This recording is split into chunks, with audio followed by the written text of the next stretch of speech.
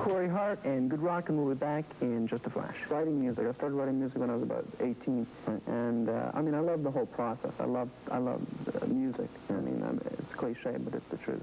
But the process when I started writing songs, I felt that I was a good writer.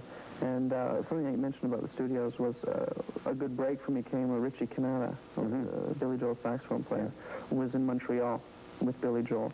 And I was in the studio just doing some demos, and the last thing I thought was that he'd actually come down to the studio and play on some things of mine. But I just sent him a tape anyway. And he came down with Billy Joel with the whole band, and loved my stuff, and told me to come down to New York, and which is what I did. And I spent about a year there putting together some demos, so it was a very good break. I just think of a country like Australia, it's got 50 million people, and if they can keep churning out these bands that are heralded as, you know, the new thing, there's no way that I believe Canada doesn't have the same talent. And I could list you, I mean, you could go through the pros and cons. There's a bunch of bands that are making it in Canada that I'm not particularly fond of, but they're still making it. That's all. Who are you fond of? Who do you like out there? In Canada? Yeah. I like the Payolas. I think, I mean, as a band, I think they got a lot of smarts, and I like that in an act. You know, I don't think it can only be a catchy song. That's great, but you got to have some smarts too. From Montreal, Corey took the unusual step of not laying down any groundwork in that city's club circuit. Instead, he went straight from high school into the studio, eventually winding up in New York City working with Billy Joel's backup band. Well, how it worked was I was in studio in Montreal doing some demos. I was always in studios just like trying to get in there and play the piano and get some songs on tape. And so I went through about 3 saxophone players that were just horrendous. And Richie Canada, a saxophone player for Billy Joel's band, was a big fan of his. And so what I did was I sent a tape over to him at his hotel. They were on tour in Montreal. And he listened to the songs, and after his show, he came down with Billy Joel and the whole band, and I was just like in the studio alone, and they came in and said, okay, Corey, let's make some music. And so he played on those demos, and then he invited me down to New York. I was there like the next day, and I was just waiting for him to get off the road. I was just sitting in front of his house. For a kid at 18 to be playing with Billy Joel's band, be invited down to New York to do studio tapes, it's got to really do something to the ego. I mean, how did you stop yourself from saying, hey, I must be really great? As opposed to thinking I was great, it was a big thrill for me to be accepted by musicians that I admired. That was the first thing. But then again, to bring me down to earth, I would submit some songs to some record companies when I was there by myself, and I'd be quickly, booted out the door with the tapes. So I said, okay, Corey, you're not that good yet, Many people are making comparisons between Corey Hart and Vancouver's Bryan Adams, who won the Juno Award last year for top male vocalist.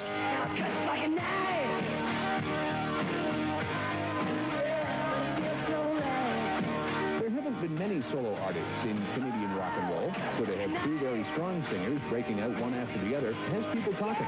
Everyone mentions to me about Bryan Adams and the fact that I'm a male vocalist in Canada, solo male vocalist, and that there's a competition between us. But or I guess maybe it's not referred to him because he's already assumed the position as being the male vocalist in Canada, so I'm the guy, the underdog coming up. But I don't see it that way at all. I mean, Bryan Adams will do his thing, and I'll do my thing, and there's certainly room for many solo male artists in the country. I think it's good that there's another one. I'm going to try and do better than he does, but still good. Why did you want to do it solo instead of having the comfort and insulation of a band? Because band members don't get along with me. It's very difficult to work with. No, I just like to have control over my music and direction, and it's enough of a problem having to deal with a record company and management than maybe to keep everyone in a band happy and go in the studio with other guys wanting to contribute to the music. I write all my own songs, and when I feel that I can't write songs, maybe then I may need some other guys to help out that way. But I'm putting together a band to tour with me that will be my band, and that will be seen with me in videos and shows that I tape. So there will be a band image, but it'll always be Corey Hart, the solo artist. Corey, you've achieved quite a bit of success, and quite rapidly as well. How do you feel about it so far? Just encourages me to go on, and I mean, it's relative, because for me, it's not near where I want to go. and it's not near the drive that pushes me to do this. But I suppose, I mean, to a lot of other musicians, not musicians, I suppose, a lot of press and people like that, sure, and if you look at it, if I can remove myself from what I'm doing, I'm very proud of what I've done. I think it, you know, I think that it is good, but it's not near where I want to go yet. Hi, this is Hart, and here's my brand new single, and I hope it ain't enough. This is Hart. Don't go away. We'll be right back with video singles, so stay tuned. It was my second single in Canada, and we sort of rushed and put together a video to sort of coincide with the release of the single. And it was a performance video, and I really was never that happy with it. So when I had a little bit of free time, we went in the studio, and I actually put some new guitar parts on it, and redid the vocals, and have done a new video to it. And the storyline of the video really deals with the lyric about a guy that does his best and really feels he's getting the short end of the stick in a relationship, and it's sort of the interaction between the guy and the girl. And the interesting thing about that video is the fact that the woman that played the policewoman in sunglasses has now joined forces with me again, and it ain't enough, and she plays the woman I'm madly in love with, and it ain't enough.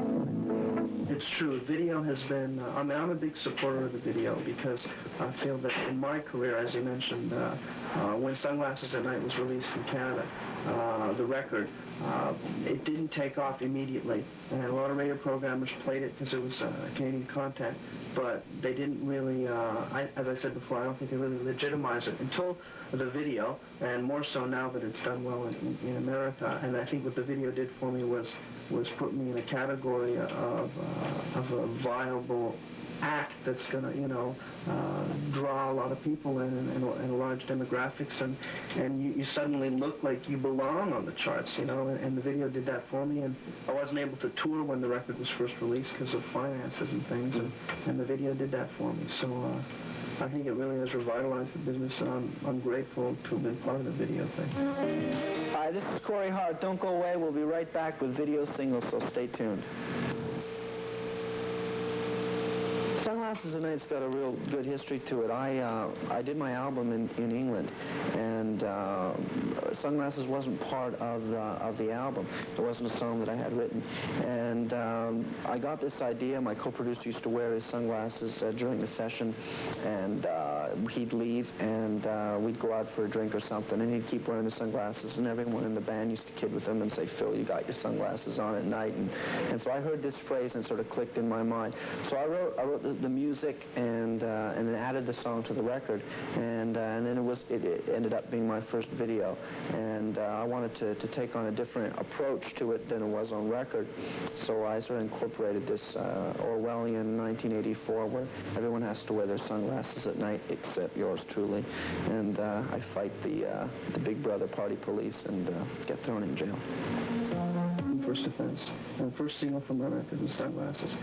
And it was released, and all the Kenyan, you know, the radio stations and programmers talked a bit about it, and they played it. But because it was Canadian content, and because they didn't know who I was, there's not a criticism of the Canadian people. It's in some way, it's a little criticism of Canadian radio programmers. I don't feel that they felt that song was as good as a Ghostbusters by Ray Parker Jr., or that it should be in the same league strictly because it was Canadian, and because it really can't be that good. It's Canadian, you know, and we've got to play it. So I'm not, you know, downgrading the intelligence of these people, but I just feel subconsciously, in a lot of cases, and it's a fact. And the fact of the matter is, my record has done double what it did in Canada, in America, which is the hardest market to break. I mean, I've got a top 10 record on Billboard, the same record that barely couldn't get out of the 30 in Canada. Sunglasses at Night was released in Canada. The record, it didn't take off immediately, and a lot of radio programmers played it because it was Canadian content, but they didn't really, as I said before, I don't think they really legitimized it until the video, and more so now that it's done well in America. And I think what the video did for me was put me in the category of a viable act that's going to, you know, draw a lot of people in large demographics, and you suddenly look like you belong on the charts. We went behind the scenes to see Corey making his newest video, It Ain't Enough.